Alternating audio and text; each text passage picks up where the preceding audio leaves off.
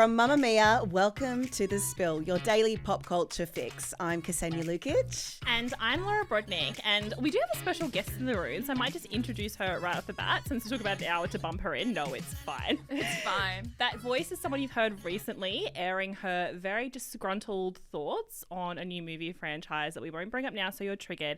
But it's Tina Burke, Mamamia's entertainment editor. Woo! Yeah, I'm back and I feel better. On today's show, an A-lister has caused a stir with her latest raunchy interview, admitting to amazing sex with a 26-year-old. And we dive deep into the lore of Lewis Pullman and why the Mamamia office can't get enough of this Nepo baby. You're going to have to do a lot of explaining to me on that particular one. But first, Nepo baby couples we love. Now, talking about Lewis Pullman, he has just sort of been pictured with Kaya Gerber over the last 7 months. We're seeing them together more and more. And we thought we'd kind of go into some of our favourite Nepo babies. Yeah. Nepo baby relationships. Yeah. Like we're going above and beyond. We're going over the top here. Yeah, Nepo babies who have found love with other Nepo babies, which is the only kind of inbreeding I think we should get behind.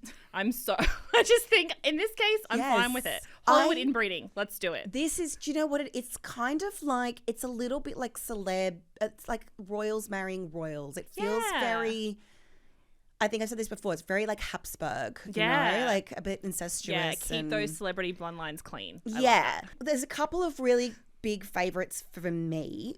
One of my favorites, which is kind of a little bit random because neither of the children are really that big in Hollywood. Neither of the children are talented? Is that what you're trying to say? No. I'm just saying that they're not like big movie stars or, you know, models or anything.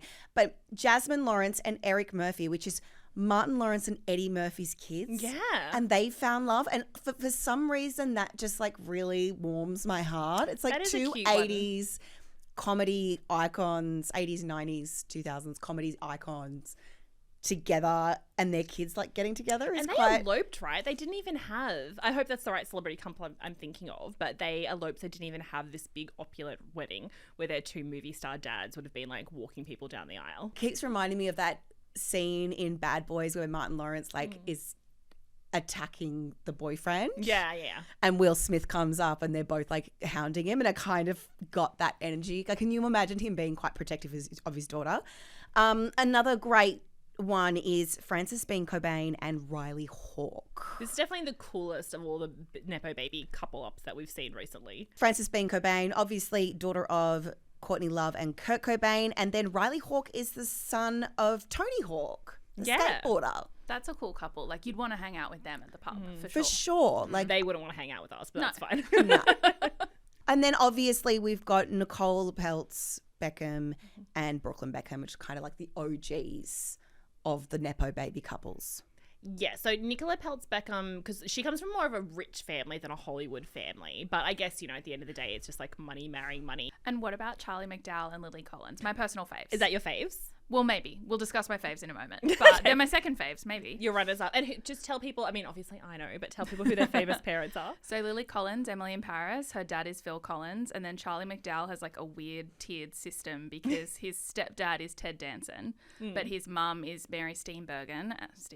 Steenburgen. And his dad is Malcolm McDowell, so he's got like this weird multi-tiered system of famous parents. He's like the male version of Dakota Johnson, because she's got like Don Johnson and Melanie Griffiths, and then Antonio Banderas was her stepfather. Yeah. So it's kind of like the 3-tiered celeb system. Yeah, and like imagine Ted Danson just like being your stepdad-in-law and like being at dinner. What a good time. I'm more excited about Phil Collins because the Tarzan soundtrack is... I was going to say, no one's ever said that before.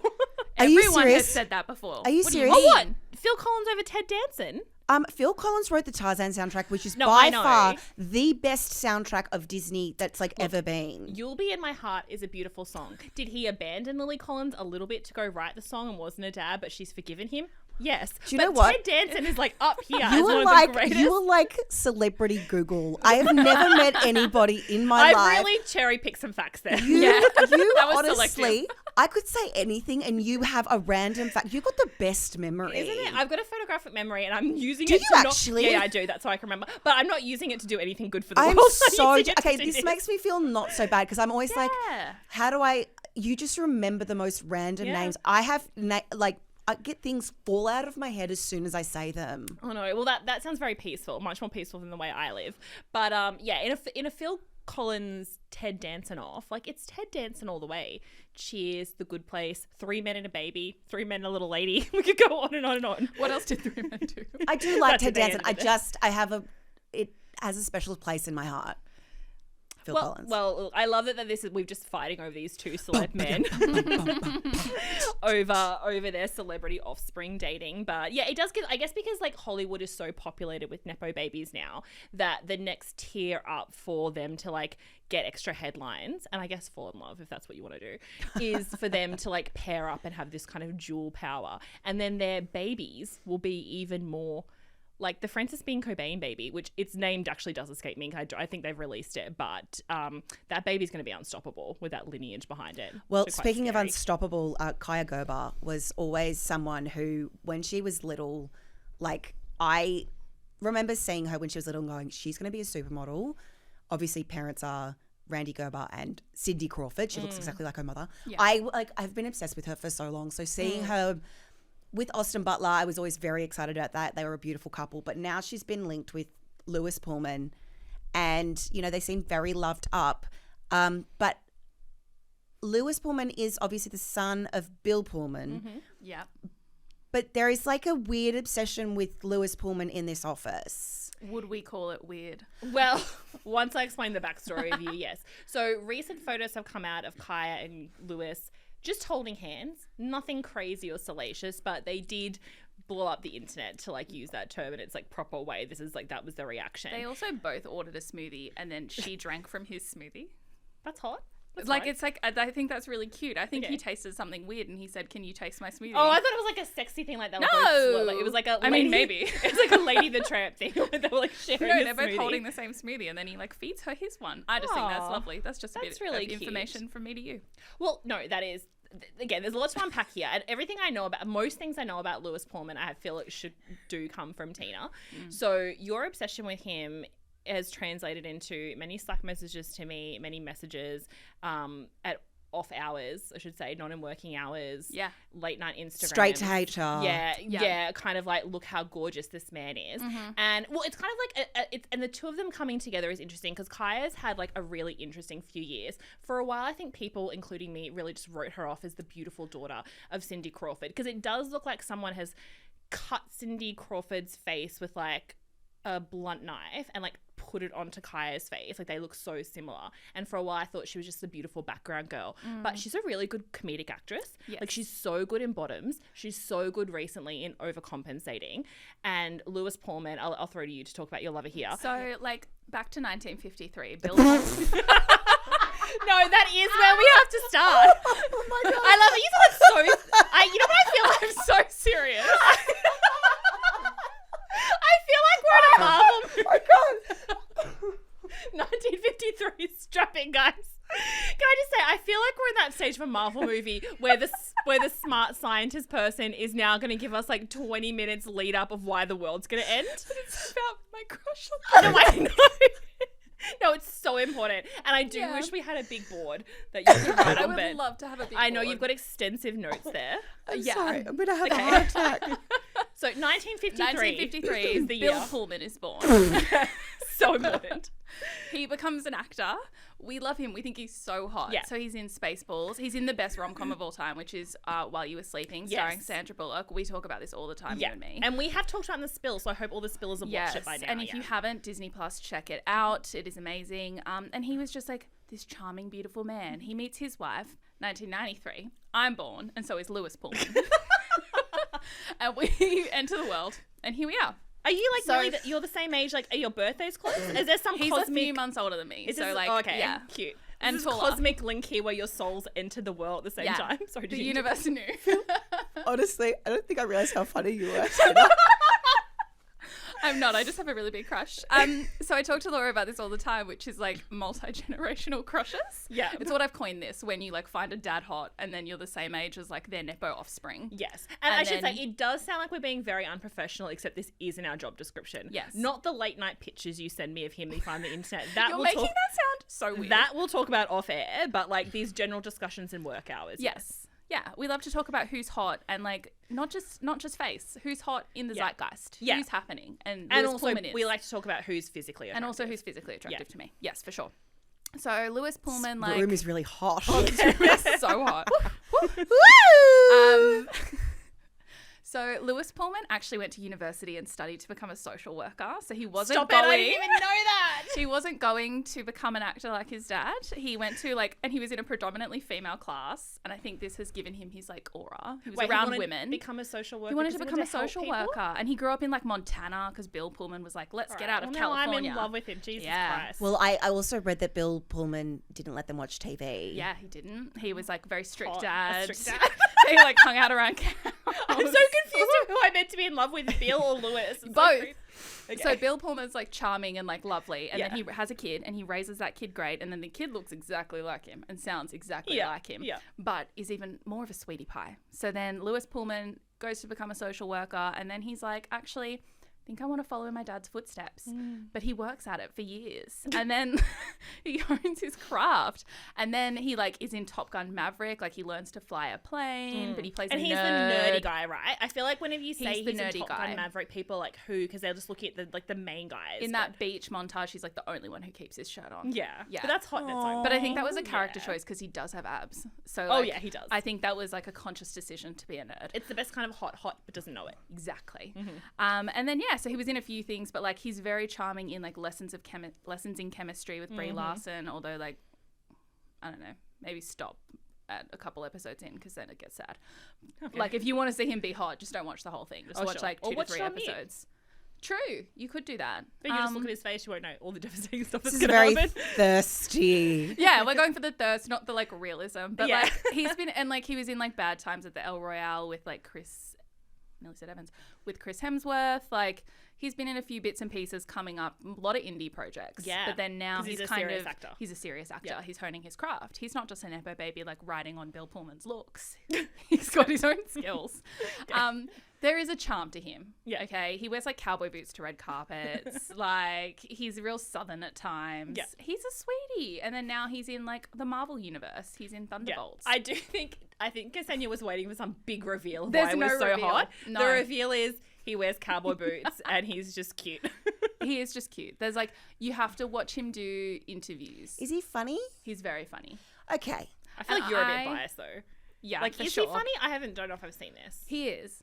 You need to watch him with, I think where this all came out, like where his personality started coming out was the fact that all those Top Gun boys did like press together all the time. So they were all doing like their junkets and like their little Zoom calls, and like he'd be there with like Glenn Powell, who's obviously, you know, beautiful man, another team. But a real show, a real in a charmer, different way, and yet Lewis would often be like the most charming one. Aww. Yeah. And then in a lot of clips with like Florence Pugh and Sebastian Stan for Thunderbolts, like there's a lot of cute Florence and Lewis moments that are making everyone really like cute. Excited. And he's got quite the emotional arc in yeah. Thunderbolts as well. Oh. It's important to note. Amazing character. Yeah. And like he's going to come back. So like I think this is his shining, this is his new moment. He's in the spotlight. And that is often when Kaya Gerber swoops in and gets you. Oh, what an allegation. She's a She beautiful, likes talented lady, and she knows how to pick a hot boy of the month. Oh, yeah, she is really good at picking a hot boy of the month, and we love that for her. She gets them like on the cusp, Right on the rise. just as they're about to blow up. So Yeah. I feel like she'd be really good at like real estate investments as well. For sure. Because she's really good at investing in her love life. But I almost feel like saying that it's a bit intense for her because people think that she had her eye on Austin Butler from the moment she was a kid. Do you remember that photo? This photo haunts me. You know what I'm talking about? Haunts me. Where Yeah. she's at the High School Musical, I want to say 2, maybe it's 3 premiere, and she's meeting Vanessa Hudgens with her mum, and she's a tiny little child, and Vanessa Hudgens, even though she's only a couple of years older than her, well, maybe like a good like 6 or 7 or something like that, Like a but decade. enough that at that stage one looks like a tiny child, one looks like a full-grown woman, and they're meeting, and everyone's like, they don't know at the moment, but Vanessa Hudgens' like long-term partner is going to leave her and go directly in the future to this tiny little girl that she's greeting at the premiere. Okay, so Kaya Gerber's 10 years younger than me. Yeah. So I'm 30. Oh, no, she's even younger than me. I'm actually quite old. I forget. Do you want a moment to process I think I need a that? moment to process that I'm in my mid-30s now. I know, because in my head, Kaya Gerber and I are the same age, but realistically, sure. I could have been her teen mother. I still Yeah. feel 25, Yeah, but I'm same. definitely not. No, she's 22 now. 23. 23. Yeah. She's 23 and and Lewis is 32. Yeah. So Oh, he's yeah, a so bit how do we feel older. about that age gap? I don't feel fantastic about It's it. actually It doesn't bother me. But it doesn't bother me too much because she's getting a bit older. Her and Austin bothered me. Like, you know what I mean? She's 23 now. I know she's still so young, but she was very she's young getting when she older got and with what he's Austin. paused aging. No. But, like, Austin Butler's older than Lewis. Yeah, And but she was, like, 9. What about Pete Davidson? Like, she was, like, 18 when she met Pete Davidson, and Yeah, he's that's my weird. age. okay, stop deflecting. Now I you're won't. just pulling in all these other I'm men. pulling all the for us to others. look at. I think that particularly someone like Kaya, she's been in the industry for a very long time. She is going to be older. Like it doesn't Yeah. that doesn't shock me. I think that's fine. I'm okay with it That's because under she's 10 years. 23. It's under 10 Yeah. years. She's 23 and he's 31. He's 32. 32. 32. I'm all right with It's it because, 9 like, when I years. was 23, if you gave me a hot celebrity man who was 32, No, I don't would have said, hell begrudge yeah. her. I don't begrudge her a hot celebrity man. It's literally, as I said, what I celebrate her for. I just feel like I wasn't aware of the age gap because It is a big in one. my mind, Lewis Pullman was like mid-20s because I feel like he's Yeah. just appeared recently. Yeah. I just think we wouldn't be giving them a pass if you weren't in love with him and Or his if dad. they weren't like, if No, yeah. it's only 9 years. It's under 10. I would say anything under a decade. okay with. I'm tentative. I think you've just But- got to be over 25 so your frontal lobe Your is frontal coming. lobe, yeah. Yeah, So, I get that. but I don't begrudge them the smoothie sharing and the hand holding. I love that these Yeah. two have literally just walked outside, held hands for a moment, and shared one beverage, and it spawned. It did because they've been a couple now since like January, and it just feels like suddenly the internet like blew up this Yeah. morning with people caring. I think also because she looks so good. Like she's just wearing a pair of denim shorts and a crop top. Yeah, but I also think they look good, but I think hot young rich people is like we're invested in them, but I think it's also just the fact that their careers have both blown up. Yeah. Because for a while there, when Kaya Gerber was dating famous men, like she was a little bit just Cindy Crawford's daughter, or she was just a model, and that's a bit like yawn. Predictable, like there's nothing interesting about her. It was when she started doing all these movie roles or TV roles, and the fact that she's actually quite charming and very funny on a red carpet and very like witty and things, and in that way of like almost like when we talk about like when Emma Ratajkowski leans into being like, yeah, I'm so hot and it's hilarious. I love when Kaya Gerber does that too because it's like literally a fact. Yeah, like her in Bottoms was fantastic. Yeah, She was yeah, very she's charming. great in that. Yeah, and her and overcompensating. She is kind of playing the same character, but it's fine. and I'm okay with it. She's playing a hot girl, yeah. Yeah. But then Lewis having this huge rise of like all these indie projects and Top Gun at Maverick and now joining Marvel in such a big role. Bob, huge. No That's one his knew name who in he the Marvel was. universe. Unless, Bob. Yeah, Bob. That's his name in most things. Bob. He's been Bob in like 3 He's been things. Bob many times. And he suits it. Yeah. But I agree. I think like they've been dating a while. No one really cared. It's only because he's now hot and interesting. And I've been really like personally pushing this agenda. Yeah. Like Yeah. thirst edits every day if I could. Yeah. Well, Yeah. again, in I that think space. that Mamamia and the Spill Instagram has a lot to do with the rise of Lewis Pullman directly I from you. I would yes. argue that it does, and I do want to thank you because I'm more charmed by him since your explanation, Keep an eye particularly for the cowboy boots. particularly because it started in 1953. It's a throwback. But So honestly, important. guys, Bill Pullman, Lewis Pullman, what hotties, what fun. Oh my God. You can have so much fun when you care about who's hot. Wait till they have a child together and you can lust over the grandson. That would be inappropriate. I think we passed inappropriate so long ago. I so am it's younger fine. than both of them. It's fine. No Well, way, Tina, though. thank you so much for joining us. We're going to let you go, so you're going to have to kind of awkwardly squeeze out of here, but I'll see you back at our shared see you desk right soon. after this. I'll see you there. Everybody go follow Lewis on Instagram. No. He doesn't have one. I'm Follow kidding. us on Instagram. Follow the spell. Okay, so we all love an unfiltered interview, and Charlize Theron has people clutching their pearls in her latest chat with Alex Cooper on Call Her Daddy. Now, Charlize has been doing a lot of promotion for her new Netflix movie, Old Guard 2, and there's a lot of like comments in here about sex. Alex Cooper is known for doing these kind of raunchy interviews, and that's kind of why people love her. Yeah. So it's interesting to me how there's been quite a bit of like talk around this, considering it's only because Charlize Theron is a 49-year-old woman that people are kind of up in arms about this. But I do want to kind of go into the interview because it's really, really interesting. Charlize has had a pretty incredible life, a pretty traumatic one to start with in her younger years. Do you want to take us through her early life and kind of what we find out about her? Yeah, so I think what is so kind of refreshing about this interview is I feel like the words unfiltered, raw, this is a real conversation. Those words are thrown around so much in media at the moment, particularly in podcasts, which I understand because that's the content we all want. But the more those words get thrown around and the more podcasts, especially with celebrities, become these things that like rarely do people listen to the full, especially this one's an hour and a half. You just know that people aren't listening to that, even though I know Call Her Daddy has huge download numbers, but a lot of people will just be seeing the little clips and the headlines and stuff. And so what was interesting at this interview is it does feel raw and unfiltered to a certain extent, but not so much for the sex stuff, which we'll get into. Like, it's a pretty, I mean, I'm sure you're the same. I've had way more intense conversations with my girlfriends over like Saturday morning coffee than this. This is why I don't understand the backlash. Not backlash. Yeah. I don't think it's backlash. It's just a few grumpy people with their panties in but a even twist. the people, like, there's people who are angry about it, but then there's people who are like, oh, it's so shocking and I can't believe she said that. And I was like, it's just not. I have way dirtier conversations with my friends. 100%. Well, again, I don't think neither of them were even trying to be dirty or shocking. It's like when you have a normal adult conversation about life and relationships, sex will come into it. And I think she just said some stuff out of this kind of cookie cutter thing of what Hollywood people are supposed to say. And this is why we're getting this big run of very bland interviews at the moment. Like, just think about the fact that Anne Hathaway is on the cover of Vogue at the moment. And no shade to Anne Hathaway. I really love her. And I don't think that every time a celeb wants to promote a movie, they have to like open up a vein and let all of their trauma fall out. But I read that cover thinking we would do it on the spill, and like the pictures are beautiful and the story's interesting, but there's no big reveals, there's no personal information, there's no real thought, because I think they're so worried about things getting picked up through clickbait. But the thing about Charlize Theron is that every time she almost does an interview, her life is so different to so many people in Hollywood and the story of fame, of Nepo babies that we talk about so much, that I think even if she's not meaning to be shocking or irreverent, it comes across that way. So she was born and initially raised in South Africa, and she talks a bit about this in this interview and also like the New York Times and every interview she's done.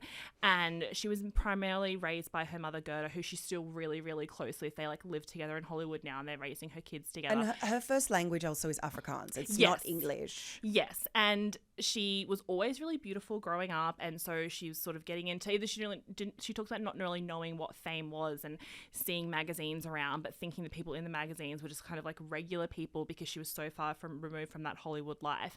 And then she ended up in her teen years so beautiful that she was able to like move overseas and model, and then move to America and kind of move into acting.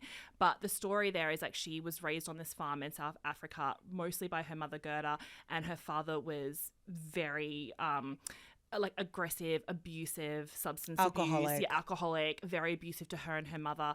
And what happened was on one particular night, he was so enraged and attacking them that he was in their home in South Africa, and Charlize and her mum ran into a bedroom and shut the door, and he took a gun and fired 3 bullets through the door. And Charlize Theron always says, like, it's a miracle that those bullets missed us.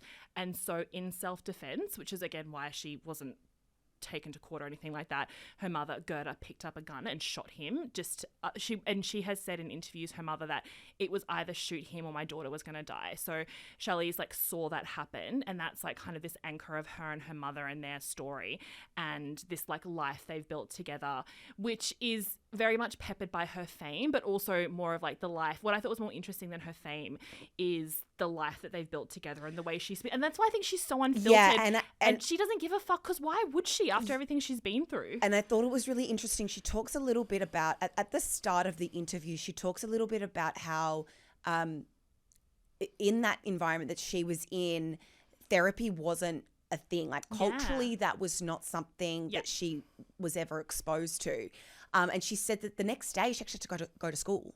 Yeah, exactly. She went to school the next day after her mother shot her father. Yeah. So, I mean, that is quite a way to be brought up. And I think because we're so used to seeing, and again, I know we're saying this unfiltered thing, but this very polished, and particularly because Charlize is part of that old guard of A-listers rather than, you know, these younger A-listers who are used to being a little bit more open and honest.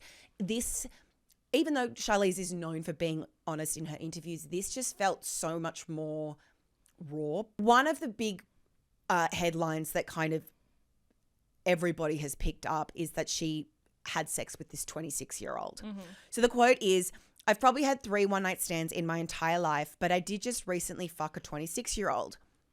It was really fucking amazing, and I've never done that. I was like, oh, this is great. Now, this particular line was picked up by Megyn Kelly, former Fox News host, and coincidentally, Theron actually played her. We'll jump back to that in a minute. She said that it was really vulgar and off-putting, and she actually thinks that Charlize Theron is overcompensating and that this never happened. She's actually a lesbian. Oh, wow. What a broad stroke to take. I know. It was like this really intense thing. And I was like, just because a woman is enjoying sex and talking to another woman about enjoying sex, she's a single woman who is absolutely stunning.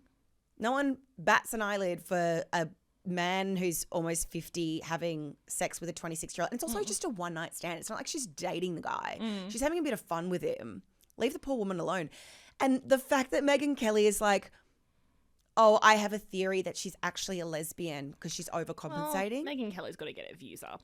So that's really, she has become, I know she was like a proper journalist at one stage, but she's now just an outrage click chaser. Yeah. That's literally, and I don't say that about everyone whose opinions I disagree with, but that is what she has deteriorated to. So that's why she's doing those kind of headlines. Yeah, and it's just really interesting to me because, you know that movie Bombshells from 2019? Yeah, with Margot Robbie's in it too. Yeah, so Charlize Theron actually plays Megyn Kelly in that movie. And she's great in it. She's so good in it. But it's so interesting that she can have this comment about someone that played her. It's kind of a weird Inception moment. And I guess some people would think, like, is Megyn Kelly coming for her because she played in that movie? But I think if you consume Megyn Kelly's work, which I try not to, but it does find me on the internet, she is an equal opportunity hater. Yeah. Like, she would be saying this about Charlize regardless because she hates anyone who steps out of a very kind of cookie cutter, prim, very old school way of living. I just don't really get, like, why are we shocked that a woman is enjoying sex? And one of the other things that Charlize talks about is like advice, sex advice. And, you know, she's like, oh, well, I'm the last person to give you sex advice. But Charlize is like, you need to look out for yourself. Like, stop trying to please men in the bedroom. If you want to have an orgasm, you need a vibrator, like go grab it and like you look after yourself. And I found that just really refreshing. And I think that that's what an older woman, that's the kind of advice that an older woman should be giving to a younger generation. And like, I also think on like that of like who we're listening to for advice and who kind of gets to speak on this stuff, like it shouldn't be this way, but like a very attractive woman who's very famous and adored worldwide saying that, like, I hate to say it, but people give more credence to that because a lot of the time other people are talking about like, you know, having sex with whoever they want or not being in a relationship or choosing to be single or not having found the love of their life. If they're not conventionally attractive, then the conversation is like, oh, they couldn't get anyone or who would want them or they're just angry and bitter. But I think like in a way it's more interesting with Charlize saying it because she is she's more than her looks, but like she did get into the industry. She was like training to be a ballerina at the Joffrey Ballet School, which is very prestigious, and she suffered an injury, and so then she moved more full-time into modeling, and she did get her first lot of Hollywood roles for being beautiful and for being like looking stunning on a red carpet, looking stunning in the background of a movie. And she kind of started the whole trope of you have to get ugly to get an Oscar. Yeah, I mean, yeah, she very much like lent into. I remember the first time I saw Charlize Theron, a picture of her. I have such a visceral memory of it because it was when she was at the Oscars for the Cider House Rules, one of her first big movies, and she's wearing that tangerine backless gown, backless all the way down. And those photos, when I was only a child at the time, but those photos went all over the world of like, look at this movie star. And so a dress cemented her as a movie star. In saying that though, pretty only gets you, like, it gets you into the industry, but there's a lot of pretty people that go into that industry and then don't have the success that she's had. Like I said, she's been in so many huge franchises, like Fast and the Furious, but other big franchises. But more than that, she's also done like a lot of comedic roles. She won her Oscar for Monster in 2004. Eileen Wuornos. And yes, and she's incredible in that. And yes, she had to get ugly, the very traditional. But it's kind of also in that same vein of what Margot Robbie did for I, Tonya. She kind of like stripped things back, and that's when people take them quote unquote seriously. And I know that sounds really silly, but she is well. It does. I guess make people think of this idea of like, oh, look, she made herself into this other person. Yeah, and so you're more likely to get an Oscar for that. But she's great in that movie. She is great in that movie. It's a great movie. One of the other things that I love, one of the other lines she talks about like fetishes in the bedroom. Yeah. She says, I'm not thrown by weird shit. I'm into weird shit, except maybe the nose thing. And the nose thing she's referring to is a guy asked her to make out with her nose, to make out with his nose. Yeah, I'm usually not not that it's a kink, but that's just to me not very sexy. I understand a lot of the things that people are into. I totally get the feet thing. I totally get other stuff. The nose making out is a new one. Yeah, it was quite funny seeing her talk about that. Yeah. But it was just nice. It was really it's kind of like almost really cute and placid, like what you do with like a teenager if you were like too scared to like do anything else. It's kind of like soaking in the moment. I don't know why I said that. No, don't cut it out. But you know, it was really refreshing to me to hear her talk about sex, relationships, and just being really open about it. And particularly as a woman who is a single mother, she's got 2 kids who are adopted, who she's raised on her own. And it's just refreshing to hear her talk about a life where she is happy being single. She's happy to just be, you know, have sex with men and and them not be in her home. Yeah. And being a mother to her children. That's what I really loved is that, I mean, there's a few different kind of like elements to this story. One is that I do find it really like helpful and refreshing when celebrity women in particular live outside the norm in some ways, whether that be like never getting married, never having children, adopting children as a single mother, because I just think like celebrity culture is still so heightened that whether you agree with this or not, it does sometimes make it feel better for normal women to see these women who are held up as like the pinnacles of society doing the same thing as you and not just living one particular life. On the other side of that, it can be upsetting watching it because a lot of these celebrity women who talk about being single mothers, which I'm totally on board with the single mother thing completely. But I also think a lot of that comes from having a huge amount of money to being able to not just support your children, but if you go down the surrogacy route, even adoption can be very expensive and difficult in the fees. And knowing that you have the money to like raise multiple children. So it's almost this give and take. It's like beautiful to see, but also unattainable. Yeah, I think I don't love the phrase, like she's this struggling single mum, because she's not, and I don't think she ever says that. No, she never gets. I don't think she's like, oh, I'm a struggling single mum. She's not trying to relate to people who are, you know, not getting any support from fathers of their children and are working 3 jobs and trying to put food on the table. She's not relating to that. I think she's more talking about raising children on her own. As opposed to in a partnership. Yes, and being, for her daughters, being the sole caregiver, love giver, decision maker, disciplinarian, everything in one kind of. And I know that her mother is really close to her and she has talked about almost like raising the children together. But at the end of the day, she's the single mum, like she's the one on the front line. And I do love when she speaks that way, particularly in this interview. I thought it was really emotional where she talks about being enough for her children and like knowing she's enough, and she was like, maybe one day they'll tell a different story, and they can, but she also just has this home filled with love. And I just don't think that you hear single mother stories like that much. And I really just not relate to it because I don't have kids, but I was raised by a single mother who raised 4 children. And so many people, when they're being faced with being a single mother, will ask me about that, because I guess they see like my siblings and I being like really happy, really close, really like well-adjusted people. Some of us are successful, some of us are on a podcast, so less so. But this thing, and they always say like, was it okay? What was it like? And I'm always like, it's obviously is a lot harder, especially if you don't have the celebrity money.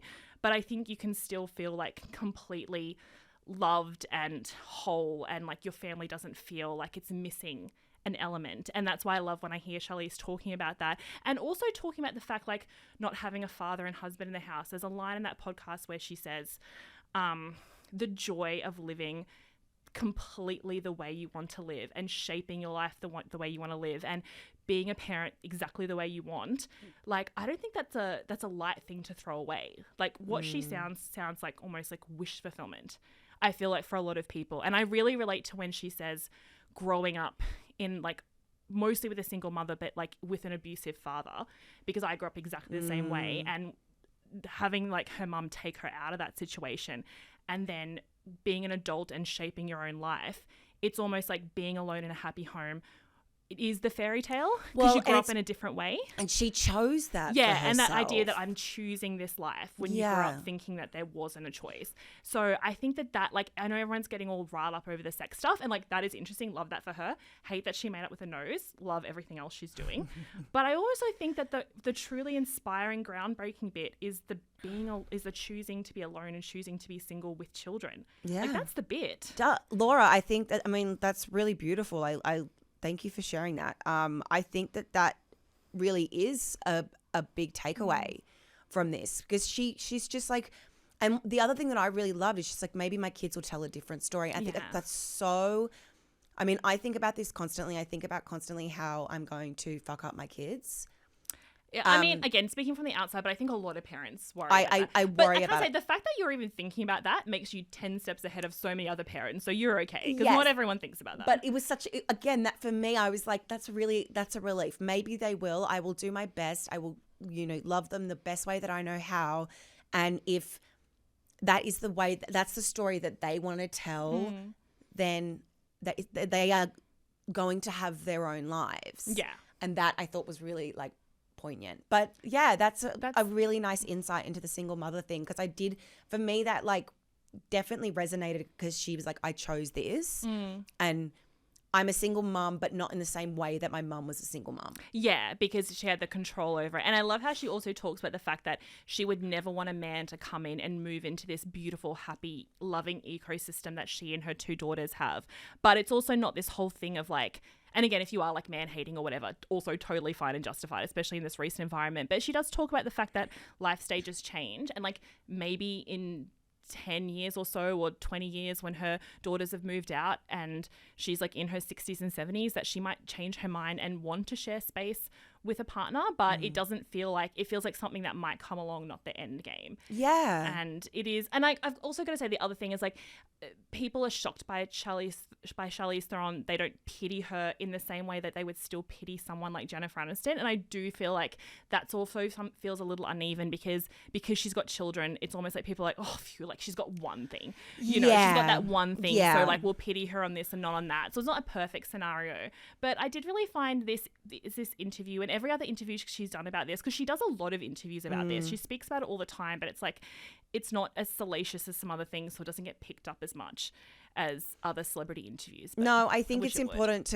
to like bring it up, because it is a really great, yes, the sex stuff is fun and like great to talk also about. To be fair, I would listen to her talk about sex all day and night. But yes, I feel like agree she with does you. in her free time. I 100% agree with you. That is something that it actually really struck me, is that was to me a lot more interesting than the sex stuff. But, Yeah. No, I love the sex stuff too. It's all great. And we'll link the full Call Her Daddy interview in the show notes. And I would just say, consume more of Charlize Theron. I look forward to her daughters growing up and becoming the Nepo babies that we want them to be. And joining to bring it back full circle to the top of this episode. And then we can talk about their love lives.